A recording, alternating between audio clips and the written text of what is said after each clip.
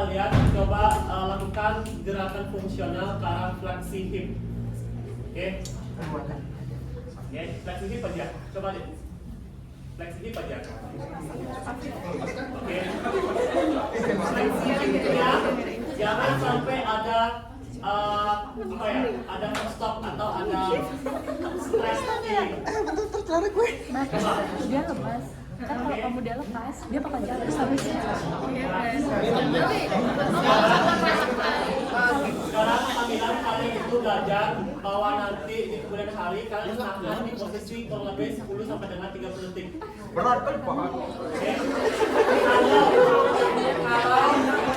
Kalau misalnya tangan kalian capek, coba cari cara lain atau body language kalian. Badanmu pakai badan.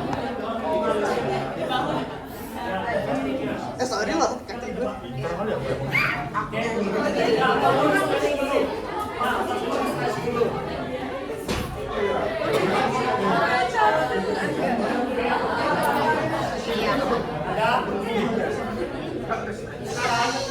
Sekarang saya pengen fisioterapia itu angkat tangan kalau misalnya probabilitasnya itu nggak bisa fleksi hip lebih dari 45 derajat. Maksudnya sebelum 45 derajat udah rasa tarik. Ini apa? Aku takut kasih.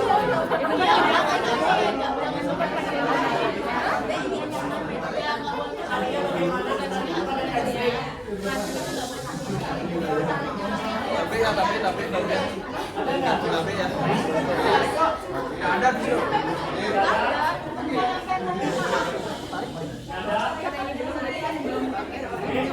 Sekarang coba kalian lakukan motion fleksi hip sampai pasiennya ngerasa ada stretch. Sampai ngerasa ada stretch.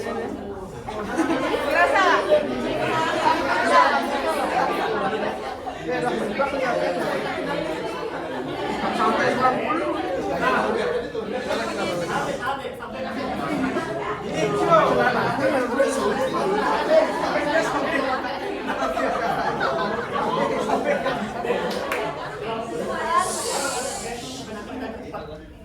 Yang di probatis, yang rasa udah di stretch.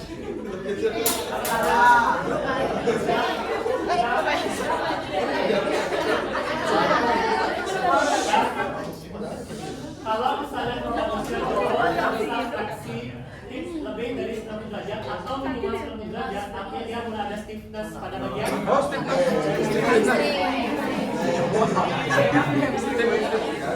Oke. Nah, coba tahan 30 detik. Oke. Kalau nggak bisa aja, kalian bisa stretch. Ya. Asal 30 detik.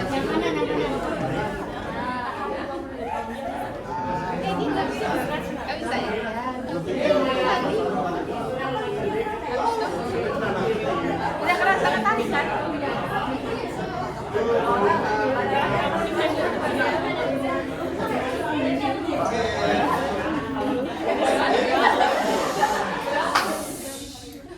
Biasanya kalau misalnya dari seberapa besar otak stretch ini dia, tapi kalau di pasien cuma bisa fleksi hip, fleksi hip maksimal berapa sih? Ada yang tahu? 90 benar? Enggak. End-feel-nya di mana? End-feel dari fleksi hip maksudnya apa? Spring? Atau soft? Soft and feel. Kenapa? Karena dia dibatasi oleh si hamstringnya. Oke? Jadi sebenarnya kalian harus lihat adalah apakah lututnya itu lekuk pertama, lututnya nggak boleh lekuk, oke? Lututnya nggak boleh lekuk. Kemudian kalau misalnya untuk orang-orang cowok terutama yang dia itu tidak bisa fleksi 45 derajat, kita bisa bilang itu masih anggaplah medium stiff. Tapi kalau misalnya dia cuma bisa 20 derajat aja, itu artinya sangat stiff. Artinya lebih di bawah aja. 60 derajat biasanya dia udah termasuk fleksibel. Lebih dari 90 derajat artinya dia sudah bergerak baik lah. Oke, sekarang udah 30 detik kan? Siapa yang masih capek fisioterapinya?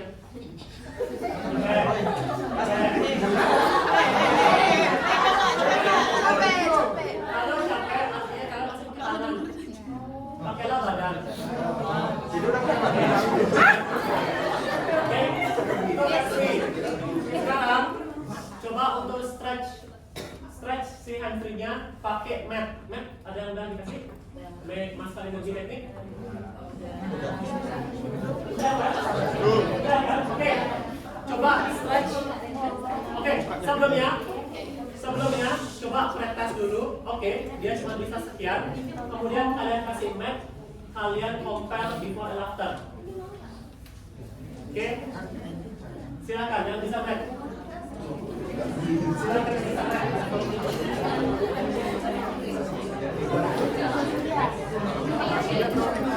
Ada yang masih ingat? Mat itu kontraksi dulu, kemudian tambah kontraksi, tambah kayak kontrol relax.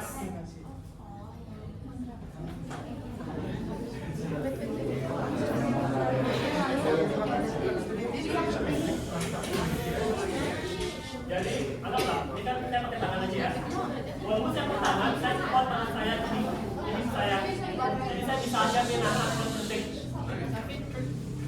Oke, jadi kalau mungkin kita lakukan mungkin bukan mat yang lebih tepat itu kontra relax. Jadi kalian kontrak muscle target, kemudian kalian tambah range of motion dari target muscle yang kalian ingin stretch.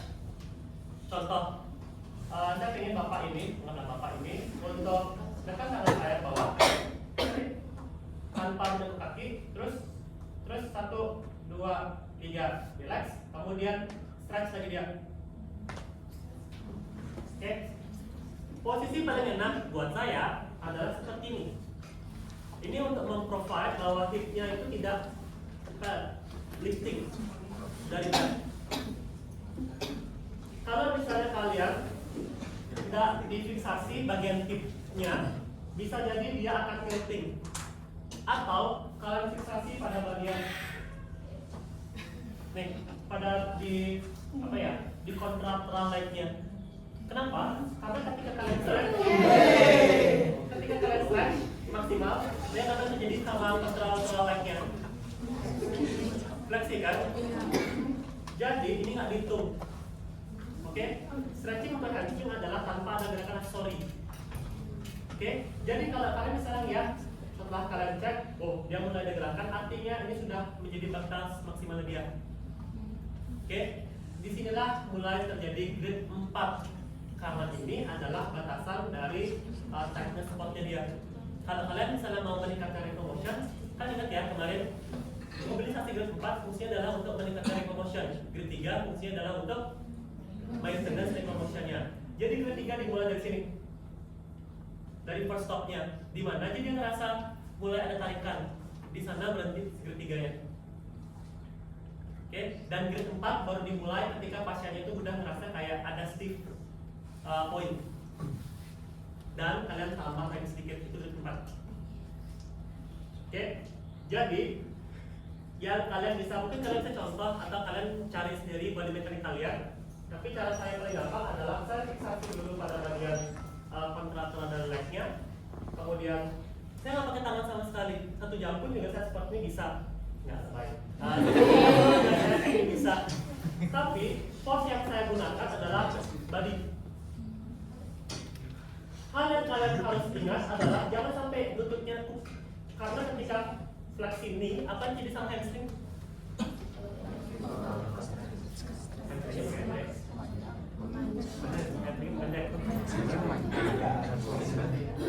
Enggak, ketika dia fleksi kan dia naik. Sedangkan target stretch adalah stretch. Stretch itu kan membuat otot memanjang. Oke, jadi tidak boleh ada gerakan kompensasi pada bagian contralateral leg dan juga tidak boleh ada kompensasi di fleksi ini. Jadi di mana kalian fiksasi tangan kalian free ini? Gak mungkin dong di sini. Gak mungkin dong di sini. Oke, jadi fiksasi sininya, dan kalau misalnya kalian lihat ada gerakan tilting yang lebih banyak, fiksasi juga hipnya. Tapi jika tidak, kalian ke sininya. Oke, untuk di apa ya? Untuk difiksasi supaya dia nggak kontraksi, supaya tetap ekstensi. Udah, gerakan stretching itu dilakukan oleh kaki saya plus tubuh saya, anggaplah saya waist bearing ke arah caudal. Sorry, caudal, arah cranial. Udah? Dari sekarang lihat ekspresi pasien. Kalau udah pasiennya udah merasa rigid, artinya dia sudah mulai di perbatasan dari stiffnya. Kalian tambah lagi sedikit. Kalau mau, kalian bisa melakukan contra relax stretching pada perbatasan dari stiff zone tadi. Jadi, contra relax stretching tidak dilakukan dari awal range of motion, tapi dilakukan di akhir range of motion. Bayang? Oke? Ini body mekanik yang paling enak menurut saya. Dan karena bednya masih bisa. Kalau saya di sana pakai bed yang tinggi. Nah, siap. Kalau saya di sana pakai bed yang tinggi, oh tetap bisa tetap. Oke, kemudian kalian nyaman dulu sebelum kalian stretch, karena ini adalah suatu hal yang sangat fundamental untuk manual. Oke, jadi sama kayak tadi, arah dari stretching itu dilakukan oleh axial body saya, bukan shoulder, bukan elbow, bukan wrist, karena ini peripheral joint ini adalah salah satu joint yang paling weak. Oke, dan bisa nanti overuse buat kalian. Dah, kemudian lihat pasiennya mulai stretch. Oke, gimana Pak? Sakit sekali? Tidak, lalu sekarang tambah lagi. Siap.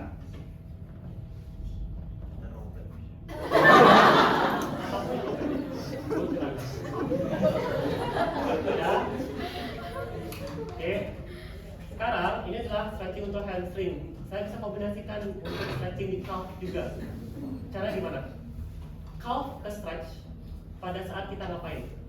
Dorso atau pelantara? Dorso. Gimana cara saya untuk melakukan stretching hamstring plus stretching di calf? Saya kan masih punya dua tangan yang free nih. Kalau misalnya saya pede, ini ada sedikit kompensasi, lihat. Kneenya fleksi sedikit. Saya bisa push, kemudian saya bisa lakukan dorso. Udah. Kemudian saya tanya pasien, Pak, gimana rasanya Pak? Kayak Pak, bisa tarik. Oke. Tanpa merubah adanya biomekanik. Walaupun saya jinjit, lihat kaki saya ini, jinjit kan? Atau ada gaya kedua. Gaya kedua itu adalah seperti ini. Tuh. Jadi sekali lagi, saya nggak pakai elbow. Yang saya pakai adalah body weight saya. Oke? Nggak cantik sih katanya, seningkang gitu kan. Tapi kayak aku jadi. Tapi boleh amat gitu. Oke, sekarang kalian coba dulu. Coba dulu apakah pasien nyaman dan fisioterapi nyaman tidak, dan kalian compare gimana rasanya dan gimana rasa capeknya kalian.